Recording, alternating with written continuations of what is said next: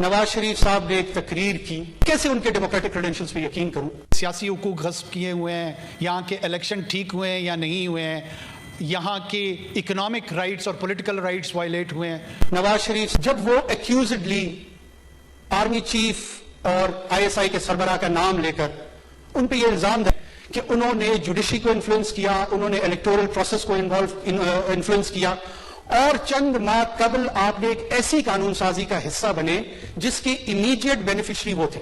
ये आर्म्ड गोली बुलेट का सहारा ना लेते, ये भी बैलेट की तरफ आते।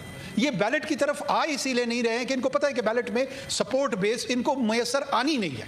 आप मेरी सरजमीन पे काबिज हो कि शिकस्त इनका मुकद्दर है, कि उनके साथ इतनी बड़ी सियासी ज्यादती हुई है, और वही इस मुल्क का सिकंदर होगा और वही इस मिल्लत का सिकंदर होगा। इदारा यकीनन किसी सियासी पार्टी का ना है ना उसको होना चाहिए। अस्सलाम वालेकुम नाज़रीन इकराम, अनवारुल हक काकड़ ने आज हक अदा कर दिया और बड़ी गवाही सामने आ गई। फार्म 47 की इस हुकूमत को आंख उठाने के काबिल ना छोड़ा। नवाज शरीफ और शहबाज शरीफ को माजी याद करा दिया कि किस तरह तुम इदारे पर अटैक किया करते थे, आज तुम भाषण झाड़ते हो। ऐसी बातें की अनवारुल हक काकड़ ने कि हुकूमत के कानों से धुएं निकाल दिए। वीडियो देखिए, फिर इस पर बात करते हैं। 70 की दिहाई में अगवा हुए आज तक उनकी लाश नहीं मिली।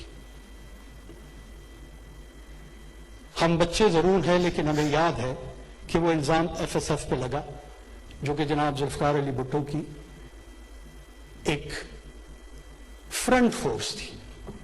फिस्ताइयत के मुजाहरे मौलाना मुफ्ती साहब के साथ और दूसरे अकाबिरीन के साथ जो कुछ असेंबलियों में होता आ रहा था, उसकी याद दहानी कराऊंगा तो शायद तलखी बढ़े, लेकिन सीखना जरूर चाहिए।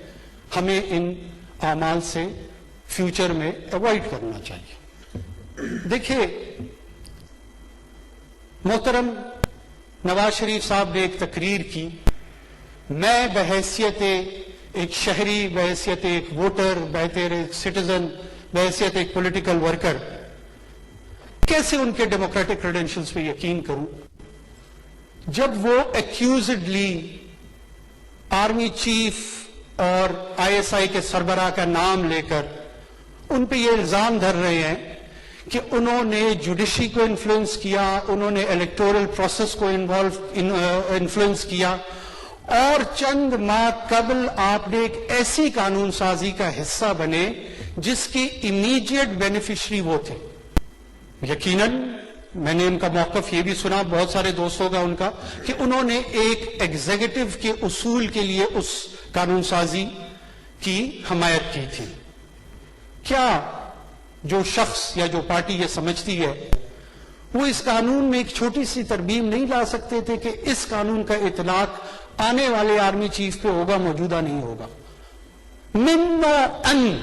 मिन्नो अन उसको तस्लीम किया गया, और फिर चंद माह कबल और एक डाइसेंटिंग वोट भी किसी नेशनल असेंबली के या सेनेट के मेंबरान का नहीं आया। अगर वाकई ये डेमोक्रेटिक स्पिरिट्स के तहत थी तो कोई एक फर्द एक इख्तिलाफी नोट रिकॉर्ड पे लेकर आता कि जी मेरी नजर में ये कानून दुरुस्त नहीं, इसको इस अंदाज में नहीं होना चाहिए था, नहीं हुआ। ये प्रिज्यूम्ड एक्सपेक्टेशन थी कि वो ताकत का सरचश्मा है और वो शायद हमें इजी एग्जिट रूट दे देंगे, ये भूलते हुए कि अब यहां पर एग्जिट या रिलैक्सेशन अगर किसी को मिलेगी तो वो कवानीन के तहत मिलेगी, वो किसी इदारे की वजह से नहीं मिलेगी, वो किसी फर्द की वजह से नहीं मिलेगी। माजी में शायद होता आ रहा हो, लेकिन अब इस पाकिस्तान में उसकी गुंजाइश कम है।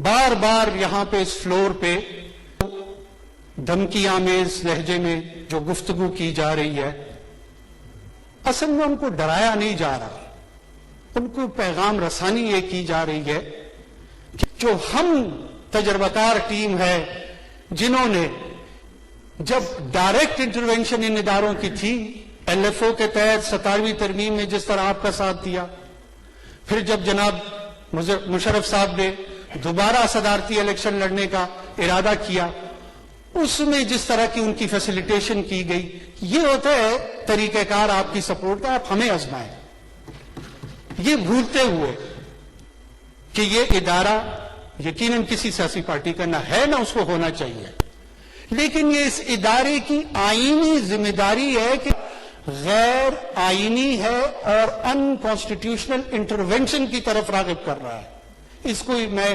کنڈمنیشن کرتا ہوں، اور کسی بھی طور پہ کل کو اگر حکومت پی ایم ایل این کی ہوتی ہے، پیپلز پارٹی کی ہوتی ہے یا کسی اور جماعت کی ہوتی ہے، اس وقت کی حکومت کی ایگزیکٹو برانچ پر یہ فرض ہے کہ اس کے تمام آرگنز اس کی سپورٹ کریں۔ جناب چیئرمین، دو اپروچز ہیں، ہم بھی چاہتے ہیں سویلین سپرمیسی ہو۔ سویلین سپرمیسی اس ملک میں اس وقت قائم ہوگی جب سویلین انسٹیٹیوشن سٹرینتھن ہوں گے، جب یہاں کی پولیس سٹرینتھن ہوگی، وہ ڈی پولیٹیسائز ہوگی، وابدہ درست ہوگا، ریلوے درست ہوگا، باقی تمام جتنے ادارے ہیں وہ اپنی فنکشن کریں گے، این ڈی ایم اے درست ہوگا۔ یہ خوش فہمی ہے۔ اس ایسی صورتحال میں یہ ملک کیاس کی طرف جائے گا، ڈس آرڈر کی طرف جائے گا۔ ہم انہیں کہتے ہیں آئیں بیٹھیں، نیشنل ڈائیلاگ کریں۔ رستہ سویلین سپرمیسی کا یہ ہے کہ ہم مل کے اس پارلیمان کو مضبوط کرتے ہیں، سویلین اداروں کو مضبوط کرتے ہیں، اور اس ادارتی انسٹیٹیوشنل سٹرینتھ میں وقت کے ساتھ ہر ادارہ اپنی اپنی جگہ پہ جا کر اپنا نارمل فنکشن کرے گا۔ لیکن اگر کانکر کرنے کا کسی کی نیت ہے، فتح کرنے کی نیت ہے، تو پھر میں بھی اس فلور سے بہت ادب کے ساتھ یہ دعویٰ کرتا چلوں کہ شکست ان کا مقدر ہے۔ فتح نہیں ہو سکتا، کانکر نہیں ہو سکتا۔ تمام اداروں کو لیڈ کیا جاتا ہے، اور لیڈ کرنے کے لیے آپ کے پاس دو پری ریکویزٹ ہونے چاہیے، ایک ہے کیریکٹر اور دوسرا ہے ویژن۔ یہ جس کے پاس بھی ہوگا اس کے پاس ایمانی قوت ہوگی، اس کے پاس آسمانی رہنمائی ہوگی، اور وہی اس ملک کا سکندر ہوگا اور وہی اس ملت کا سکندر ہوگا۔ ناظرین اکرام، آپ نے ویڈیو دیکھی۔ فارم 47 کی اس حکومت کو روز بروز نئی سے نئی مشکل کا سامنا کرنا پڑتا ہے۔ اب آئی ایم ایف کی ایک ڈیلیگیشن پاکستان آیا، اس کے علاوہ آپ جانتے ہیں کہ پاکستان تحریک انصاف بھی اپنا واضح رائے عمل دے چکی ہے کہ کسی بھی صورت ہمارے سیاسی اسیران کی رہائی اور جو ظلم ہوئے ان ظلم کے خلاف جوڈیشل کمیشن بنا کر تمام تر حقائق سامنے رکھے جائیں۔ انوار الحق کاکڑ نے آج حق ادا کر دیا، بڑی گواہی سامنے آ گئی۔ نواز شریف اور شہباز شریف کو ماضی یاد کرا دیا کہ کس طرح تم ادارے کے خلاف بھاشن دیتے تھے اور آج کیا کہتے ہو۔ شہباز شریف اور نواز شریف کو اتنی کھری کھری سنائی، خدا کی قسم کے حق ادا کر دیا۔